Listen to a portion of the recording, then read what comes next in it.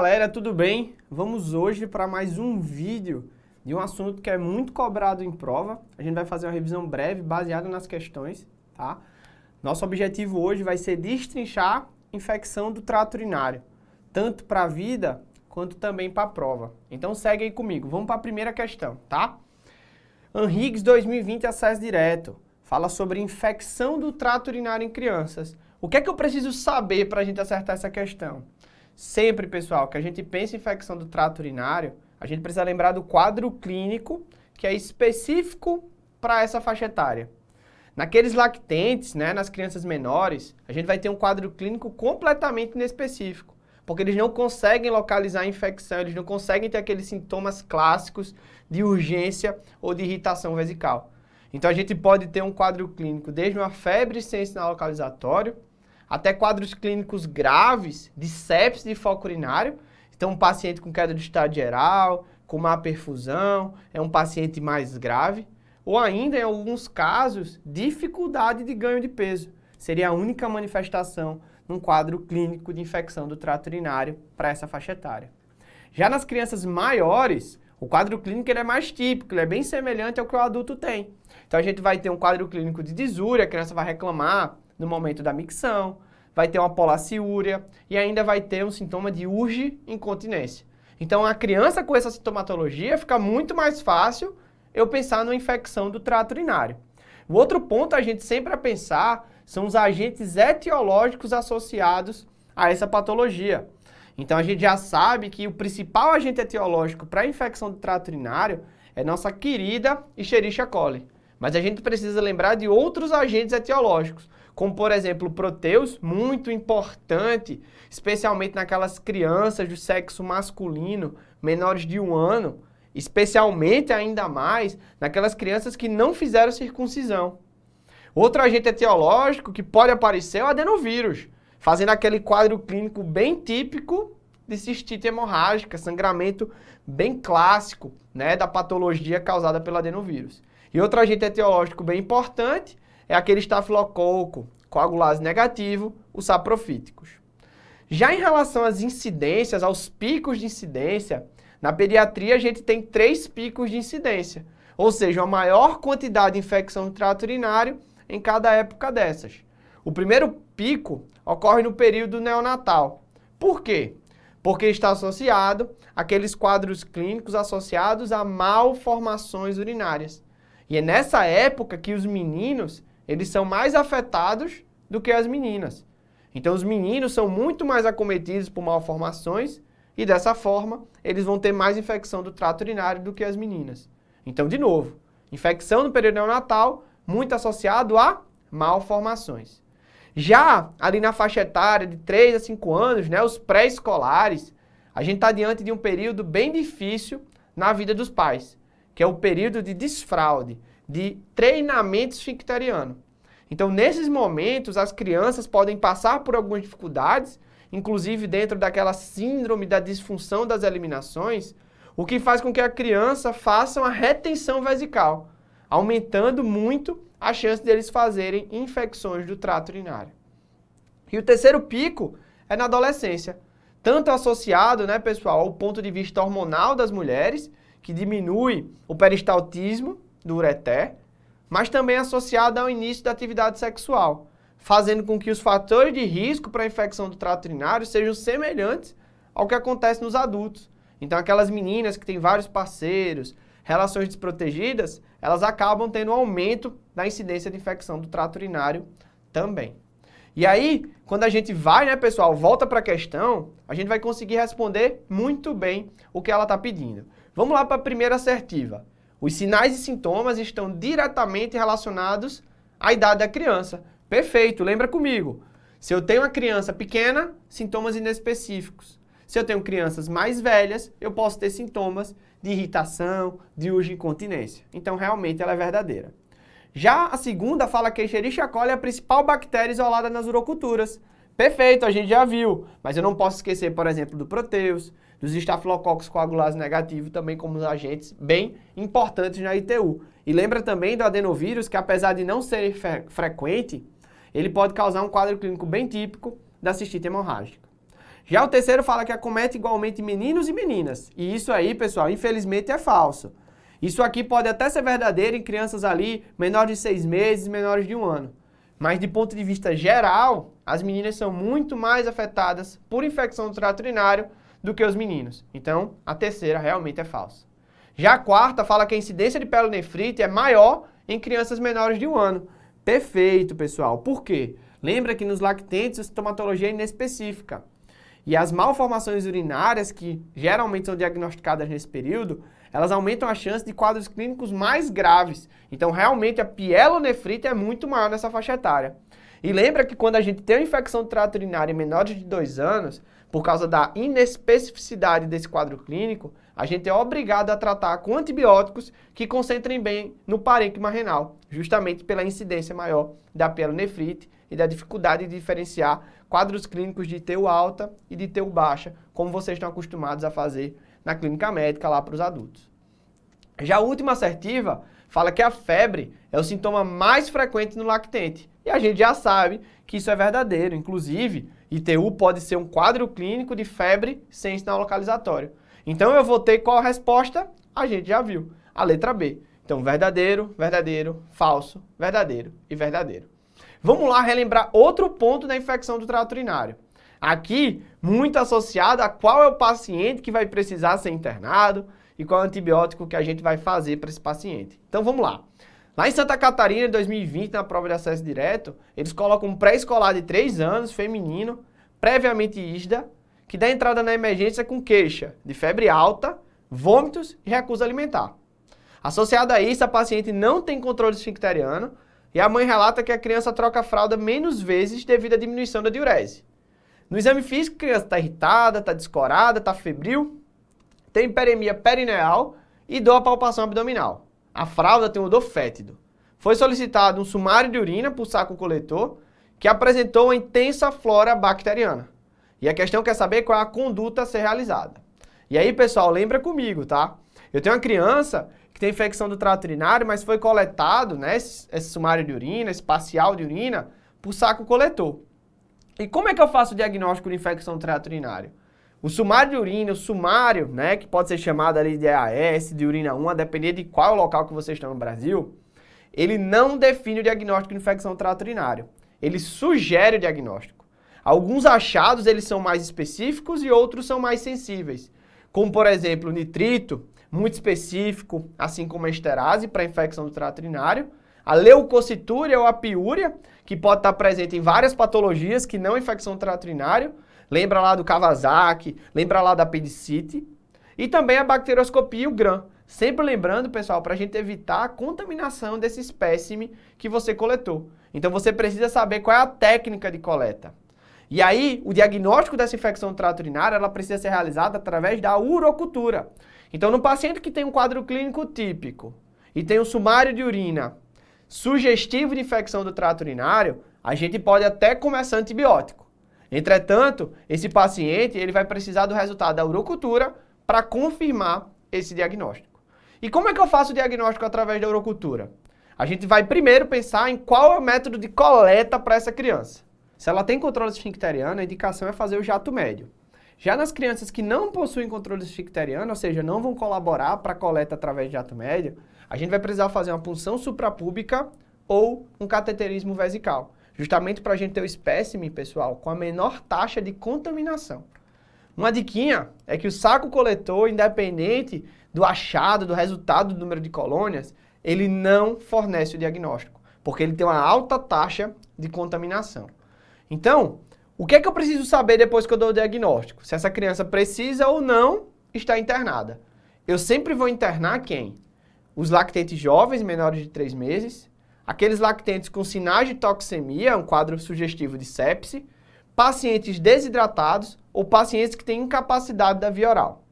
E o antibiótico que a gente vai abrir mão, qual é? Se esse paciente for para casa e for fazer tratamento ambulatorial, pode ser feito amoxicilina clavulanato, cefalexina, sulfametoxazol trimetropin e também uma cefa de segunda, cefuroxime.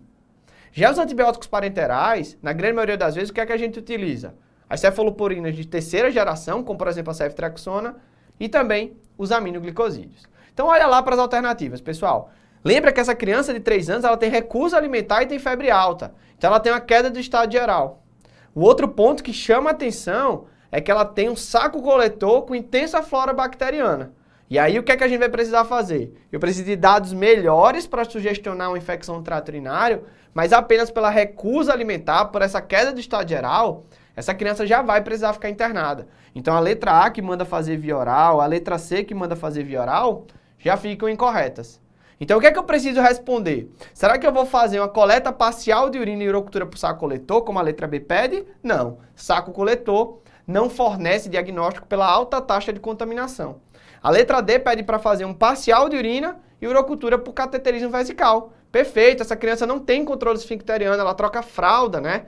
Então essa paciente precisa fazer um método asséptico numa criança que não tem controle esfincteriano. A letra E está errada por quê? Porque ele pede para orientar retorno, pessoal. Se eu tenho um sinal de toxemia, essa criança não pode ter alta. Ela tem que ficar internada para antibiótico terapia venosa. Então a gente já sabe que a resposta é a letra D. Mas vamos continuar.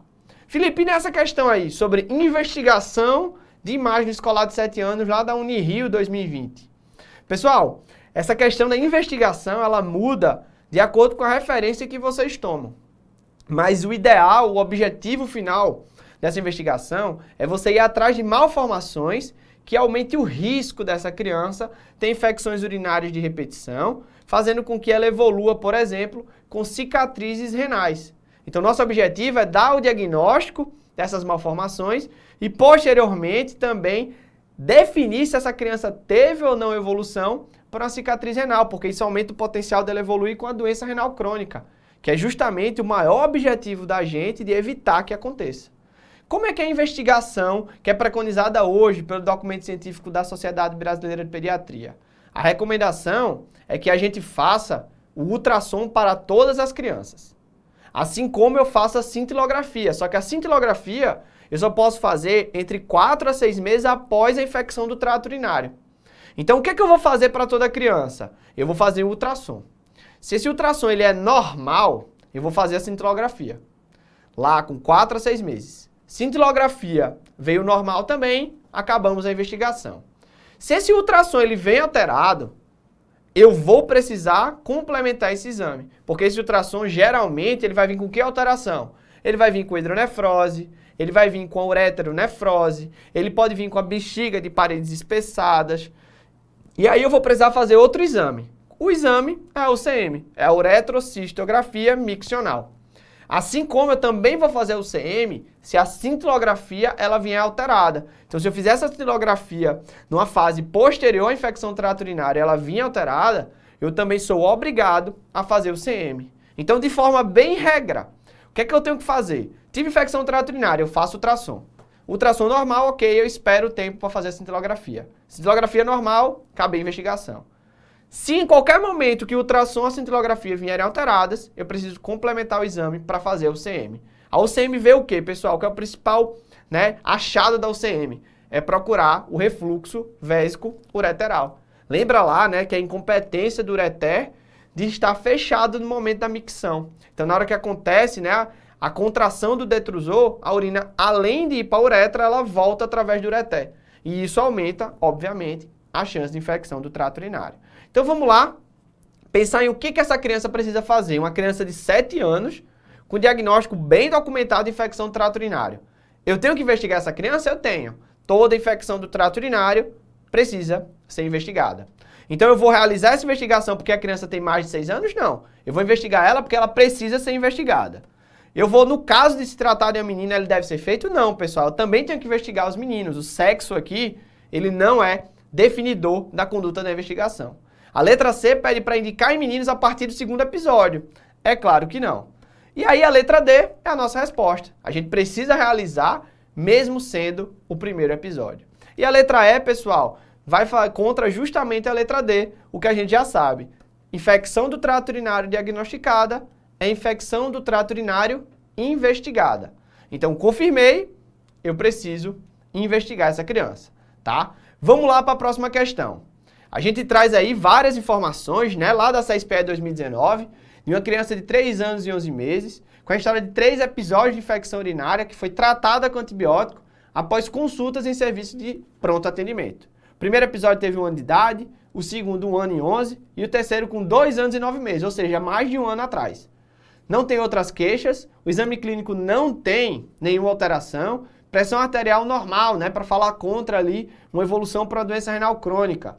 E a criança traz uma urocultura do primeiro episódio, que foi colhida por saco coletor, que a gente já aprendeu que não deve ser, né, levada em conta, porque saco coletor não pode fechar diagnóstico, já que existe uma alta taxa de contaminação. E o sumário de urina dos 2 últimos episódios mostrava um pH de 5 e uma piúria de 8 por campo com nitrito negativo e bactérias presentes. Só que não fala o método da coleta. Diante do quadro apresentado, marque a resposta incorreta. E aí, a primeira coisa que a gente vai aprender aqui, pessoal, é as chamadas leis da ITU. Eu acabei de fazer essas leis para vocês não errarem nenhuma questão de ITU que queira colocar uma pegadinha para vocês. A primeira é que os sintomas da ITU dependem da idade. A gente já aprendeu lactentes e também crianças maiores. Lactentes, sintomas inespecíficos. Crianças maiores, sintomas de irritabilidade, de urgência e de incontinência. A segunda lei é que o sumário de urina só sugere, ele não fecha diagnóstico. Quem fecha diagnóstico de infecção do trato urinário é a urocultura. O terceiro é que o saco coletor não é exame definitivo, pessoal. O saco coletor tem uma alta taxa, né, de valor preditivo negativo. Então eu não posso utilizá-lo justamente pela taxa de contaminação para sugerir ou para diagnosticar a infecção do trato urinário. Então ele só serve para afastar esse diagnóstico. A quarta lei, interne-os graves, ou, principalmente, quem pode ficar, tá, pessoal? Então, qualquer paciente que tenha alguma comorbidade, que possa agravar mais fácil, ou um paciente que chega toxemiado, ele precisa ficar internado. E assim, a quinta lei fala que todo mundo faz ultrassom e faz cintilografia com DMSA. Então, vamos lá para as alternativas. A letra A fala, o diagnóstico da ITU na infância se baseia na história do exame clínico e na interpretação correta dos exames complementares. É importante avaliar a presença de balano postite e vulvovaginite, que podem alterar os exames de urina, levando ao diagnóstico equivocado de TU. Perfeito, pessoal. Assertiva? Correta. A letra B fala que a adequada coleta da urina é um passo fundamental para o diagnóstico. Perfeito. Deve ser precedida pela limpeza adequada, lembrar, pessoal, o método mais asséptico possível, sendo contraindicados os antissépticos. A coleta por saco coletor, por ser um método não invasivo, é preferível nas crianças, a gente já sabe que essa é incorreta. Por quê, pessoal? Porque fala que o saco coletor é preferível. Lembra? Saco coletor não é utilizado para diagnóstico de infecção do trato urinário. Não pode esquecer disso.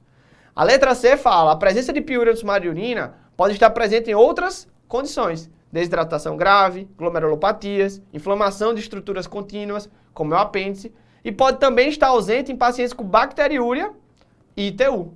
Perfeito a nossa resposta. Já a letra D fala que no caso analisado, a presença de urocultura positiva com valores entre 10 e 100 mil é considerado resultado duvidoso e deveria ter sido repetida.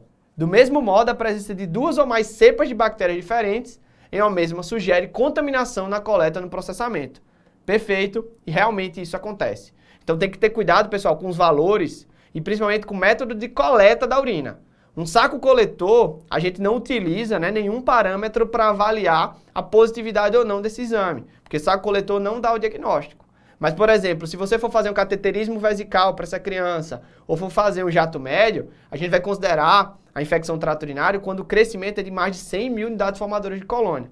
Então, realmente, isso é positivo. O outro ponto é que se você tem mais de uma bactéria crescendo naquela urocultura, a chance é muito alta de ser uma contaminação. Então, na grande maioria das vezes, você precisa avaliar clinicamente o contexto para definir se vai precisar ou não repetir esse exame. Já na letra E, fala que a investigação do trato urinário está indicada após o primeiro episódio de ITU, bem documentado, em qualquer sexo, independente da idade, e visa identificar anomalias anatômicas do trato urinário. E o ultrassom, por ser um exame não invasivo e de fácil acesso, é o exame de escolha para o início da investigação.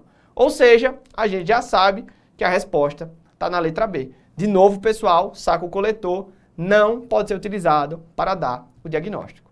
E aí, pessoal, para a gente terminar, tá, esse assunto de TU bem denso, né? Sobre uma definição bem antiga, sobre infecção do trato urinário atípica. A SUS, lá em 2014, trouxe esse conceito para a gente ficar sabendo. Então, a infecção do trato urinário atípica é aquela infecção do trato urinário que ela não é tão característica. Então ela tem algumas informações que são diferentes do que vocês são acostumados no seu dia a dia, no seu cotidiano. Então a infecção do trato urinário ela é considerada atípica quando a gente está diante de um contexto de infecção grave, uma sepse, uma oligúria, ou seja, uma diminuição do débito urinário, a presença de uma baça vesical ou abdominal, por exemplo, um bexigoma, um aumento da creatinina, ou seja, uma lesão renal aguda, uma falha terapêutica com antibiótico adequado, ou seja, a criança não melhorou após 48 horas da utilização, e ainda quando o agente etiológico associado a essa infecção do trato urinário, ele é diferente da Escherichia coli. Então essas situações de EITU atípica, elas falam a favor de outras alterações que podem estar aqui nesse contexto.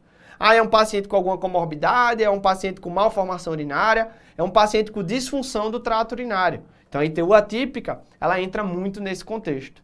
E aí, qual é a definição, que é justamente o que ele traz? Será que é 3 ou mais episódios de cistite? Claro que não. É um quadro clínico com febre elevada? Não, a não ser que a febre elevada esteja associada a uma sepse. Será que são cilindros leucocitários numerosos, uma cilindrúria? Também não. Então a gente já sabe que a resposta da ITU atípica é na falha em responder ao tratamento com antibiótico apropriado nas próximas, em 48 horas. E aí, pessoal, a gente termina esse assunto de infecção do trato urinário. Se você gostou dessa breve revisão aí, para acertar as questões das provas, dá um like aqui embaixo, se inscreve no canal e fica preparado aí para as próximas aulas da pediatria e também de todas as outras especialidades com nossos colegas. Então, vocês acertam a questão e levam ela para casa com MR.